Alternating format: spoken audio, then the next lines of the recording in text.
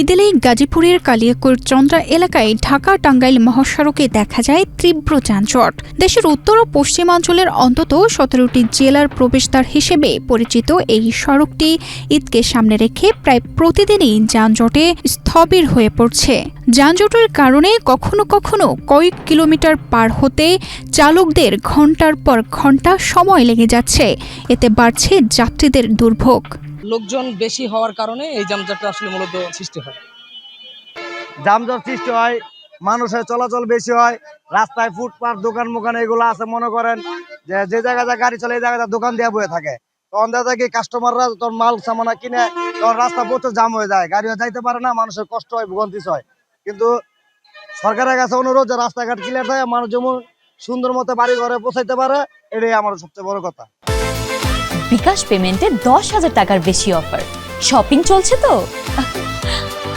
১০০-র মধ্যে ৯০টা গাড়িও ডিসিপ্লিন মানে না। গাড়ি রাস্তার মধ্যে যাত্রী উঠাইবো, এক সাইড করে যাত্রী উঠাইবো। রাস্তা কিন্তু অনেক বড়।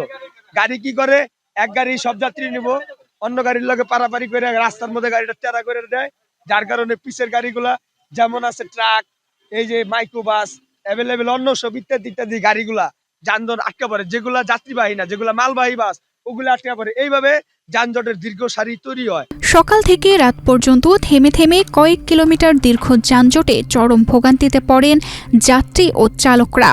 বিশেষ করে চন্দ্রা ত্রিমোর এলাকায় উত্তরবঙ্গগামী যানবাহনের চাপ বেড়ে গেলে পরিস্থিতি আরও জটিল হয়ে ওঠে।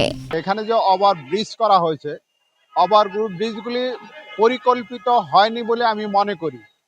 না হওয়ার কারণে এই ত্রিমুখী ৪ লেনের যখন গাড়ি আসে, কোনো গাড়ি পাস হয়ে ছাড়তে পারে না।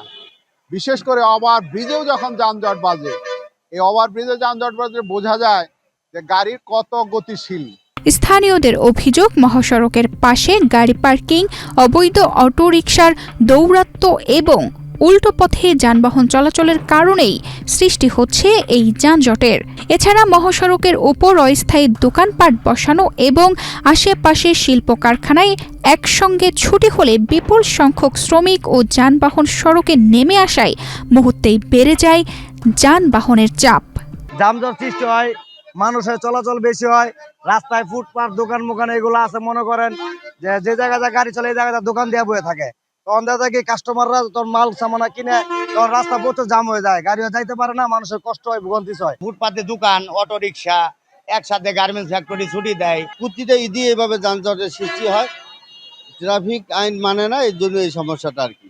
গাজীপুর জেলা সড়ক পরিবহন ইউনিয়নের সিনিয়র যুগ্ম সম্পাদক দেওয়ান জসিমউদ্দিন বলেন, ঈদকে সামনে রেখে চন্দ্রা এলাকায় প্রতিদিন ৫০ থেকে ৬০ জন কমিউনিটি পুলিশ নিয়োগ করা হবে, যাতে যানজট নিয়ন্ত্রণে রাখা যায়।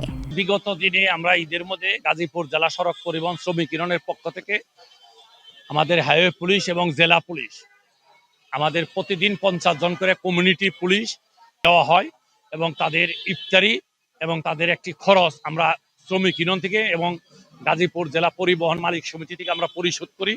আমরা রাস্তায় কোনো চাঁদাবাদি হইতে দেয় না। আমাদের যে যানজট নিরসনের যে কয়টা লোকাল পয়েন্ট আছে বিভিন্ন রাস্তার মাথায় আমরা পুলিশ দেওয়ার জন্য আহ্বান করতেছি। ঈদকে কেন্দ্র করে চন্দ্রা এলাকায় বিশেষ নজরদারিতে রাখা হয়েছে, যাত্রীরা যাতে নির্বিঘ্নে পরিবারের কাছে পৌঁছাতে পারেন সেজন্য পুলিশ সর্বোচ্চ চেষ্টা করছে বলে জানায় গাজীপুরের পুলিশ সুপার। নির্বিঘ্নে পরিবারের সাথে আনন্দের সাথে ঈদ উদযাপন করতে পারে, এই জন্য আমাদের যথেষ্ট পরিমাণে ডিপ্লয়মেন্ট থাকবে, পর্যাপ্ত পরিমাণে ট্রাফিক ব্যবস্থা থাকবে। আর আপনার মাধ্যমে আমি একটা মেসেজ দিতে চাই, সেটা হলো যে যদি একটু আমাদের যারা ড্রাইভার এবং হেল্পার আছে তাদেরকে যে রাস্তার উপরে যাতে কোনো যাত্রী উঠানামা না করে, এটা তো আমাদের একটা থাকবে যে রাস্তার উপরে কোনো যাত্রীকে উঠানামা করানো যাবে না, একটা নির্দিষ্ট জায়গায় সেখানে থামবে এবং করবে। আবার অনেক সময় গাড়িগুলো এলোমেলো থাকে, এই এলোমেলোভাবে কেউ যাতে দাঁড়াতে না পারে সে ব্যাপারে আমাদের যথেষ্ট নজরদারি থাকবে। মহাসড়কে শৃঙ্খলা ফিরিয়ে আনা, অবৈধ পার্কিং বন্ধ করা এবং উল্টো পথে যান চলাচল নিয়ন্ত্রণে কঠোর ব্যবস্থা নেওয়া হলে অনেকটাই কমতে পারে ঈদ যাত্রার এই দুর্ভোগ। তানজিদা রহমান, ইনায়া, বাংলাদেশ প্রতিদিন।